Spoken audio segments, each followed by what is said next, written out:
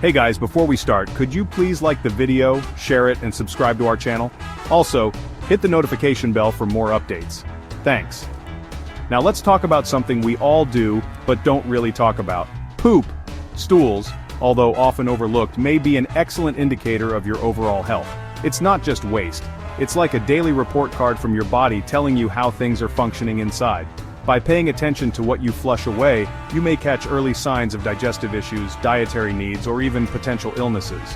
In today's video, we will talk about 11 different stool colors and structures and what those say about your health. But how do you ensure a healthy bowel movement? Watch the video till the end to find out the secrets to keeping your bowel movements healthy and normal. Alright, let's get down to business. First up, color. We all know what the usual color is, right? Brown. That's what we consider normal. But why is it brown? Well, it's largely due to bile, a digestive fluid produced by your liver. However, don't freak out if you see a different color now and then. Sometimes it's just your diet playing tricks. Think about it. Eat beets, you might see a reddish hue. Load up on leafy greens, things might get a bit green. But let's talk about when to pay closer attention. White or clay-colored stools. This is one you don't want to ignore. It could signal a problem with your liver or gallbladder. And finally, black stools, especially if they look tarry, could indicate bleeding in your upper digestive tract. Recognizing these changes early on allows you to seek medical advice and address any potential issues before they become major problems. Now, let's move on to another important aspect of your stool, its consistency and form. There's actually a chart for this, the Bristol stool chart. It categorizes stool into 7 types, from separate hard lumps, type 1, a sign of constipation, to entirely liquid, type 7, indicating diarrhea. The ideal stool is somewhere in the middle, type 3 or 4, which is like a sausage or a snake, smooth and soft. Hard and lumpy stools like those type 1 or 2 often mean you're constipated. This can happen if you're not drinking enough water, not eating enough fiber, or not getting enough physical activity. On the other hand, if your stools are frequently loose and watery, it could be a sign of diarrhea. It's important to pay attention to any sudden changes in your stool consistency. If you notice a significant difference from your usual pattern, especially if it lasts for more than a few days, it's a good idea to check in with your doctor. Let's talk about poop frequency. Now, there's no magic number for how often you should be going number 2. Some people go 3 times a day, while others go 3 times a week. The key is to pay attention to your own body and what's normal for you. If you usually go once a day, and suddenly start going 3 or 4 times a day, that's a change worth noting. Similarly, if you're used to going every day and suddenly find yourself constipated for days on end, that's also something to look into. Frequent bowel movements, especially if they're loose and watery, can be a sign of diarrhea, which we talked about earlier. Infrequent bowel movements, or constipation, can be a sign that you're not getting enough fiber in your diet, not drinking enough water, or not getting enough physical activity. If you're concerned about your bowel frequency, don't hesitate to talk to your doctor. Let's be real, nobody expects poop to smell like roses. It's natural for it to have a certain, shall we say, distinct odor. But did you know that the smell of your stool can actually provide clues about your digestive health? The odor is primarily influenced by the bacteria in your gut and the foods you eat. Foods high in sulfur like broccoli, cabbage, and beans can make your stool smellier. However, if you notice a dramatic change in the smell of your stool, especially if it becomes unusually foul smelling, it could be a sign of an underlying health issue. So if you're noticing a persistent change in odor, it's worth bringing it up with your doctor. Alright, let's talk about mucus. A small amount of mucus in your stool is completely normal. It helps lubricate things and keeps everything moving smoothly through your digestive tract. However, if you start to notice a lot of mucus in your stool, or if it changes color or consistency, it could be a sign of an underlying problem. This could be caused by a number of things like an infection, inflammatory bowel disease, IBD, or even certain medications. If you're concerned about the amount of mucus in your stool, or if you notice any other changes in your bowel habits, it's important to talk to your doctor. Now let's talk about fat. A small amount of fat in your stool is normal, but if you notice an excess, it could be a sign of a problem.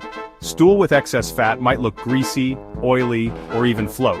It might also have a particularly foul odor. This condition is called steatorrhea. It can be caused by several things, including problems with your pancreas, liver, or gallbladder. For example, pancreatic insufficiency, where your pancreas isn't producing enough digestive enzymes, can lead to fat malabsorption. If you notice these signs, it's important to see your doctor. They can run tests to determine the underlying cause and recommend the best course of treatment. Don't ignore these signs. Early detection is key. We've all been there. You look down at the toilet bowl and see bits of corn or other undigested food staring back up at you. While it's not usually a cause for concern, seeing undigested food in your stool regularly could be a sign that your body isn't breaking down food as efficiently as it should. There are a few reasons why you might see undigested food in your stool. One possibility is that you're simply not chewing your food well enough. Remember, digestion starts in your mouth. Another possibility is that you have a condition that affects your body's ability to produce digestive enzymes. If this is a regular occurrence, it might be worth discussing with your doctor. We've covered a lot of ground today talking about all the different ways your stool can change and what those changes might mean. But one of the most important things to remember is this. Pay attention to any sudden changes in your bowel habits. If you're used to having regular well-formed bowel movements and suddenly start experiencing diarrhea or constipation, it's important to take notice. Similarly, if you notice a sudden change in the color, consistency, or frequency of your stool, it's worth investigating. These changes could be caused by something as simple as a change in diet or stress, or they could be a sign of a more serious underlying condition. The key is to listen to your body and seek medical advice if you're concerned. We've already talked about the Bristol stool chart, but let's delve a bit deeper into the significance of your stool's size and shape. For instance, consistently thin, pencil-like stools could indicate an obstruction in your colon. This narrowing could be caused by a number of factors, including scar tissue, inflammation, or even a tumor. If you notice this type of stool, it's crucial to consult your doctor to rule out any serious underlying conditions. On the other hand, very hard, small stools, often described as rabbit droppings, are a classic sign of constipation. Any significant deviations from the norm, especially if they persist, warrant a conversation with your doctor. Let's address a common bathroom concern: floating stools. Many people believe that floating stools are always a sign of a serious health problem, but that's not necessarily true. One of the most common causes of floating stools is simply gas. When your stool contains excess gas, it becomes less dense and more likely to float. However, if your stools consistently float and are accompanied by other symptoms, such as an oily appearance, foul odor, or sudden weight loss, it could be a sign of malabsorption. If you're concerned about floating stools, especially if they're accompanied by other digestive symptoms, it's best to consult your doctor for a proper diagnosis. Let's talk about a topic that often causes alarm: blood in the stool. While it's essential not to panic, blood in the stool is always a reason to contact your doctor. It can manifest in various ways, from bright red blood on the toilet paper to black, tarry stools, and each presentation can provide clues about the underlying cause. Bright red blood typically indicates bleeding in the lower digestive tract, such as the rectum or anus. This type of bleeding is often caused by hemorrhoids or anal fissures. Black, tarry stools usually indicate bleeding in the upper digestive tract, such as the stomach or small intestine. Remember, any amount of blood in the stool warrants medical attention. Now that we have discussed the many things our stool says about our health, let's dive into other topics of interest. Remember, taking care of your gut health is crucial for overall well-being. Interested in knowing more about tips and tricks to shed pounds easily? Let's keep the conversation going with a couple more weight loss-related videos, shall we? Staying healthy is all about making informed choices and understanding how our bodies work.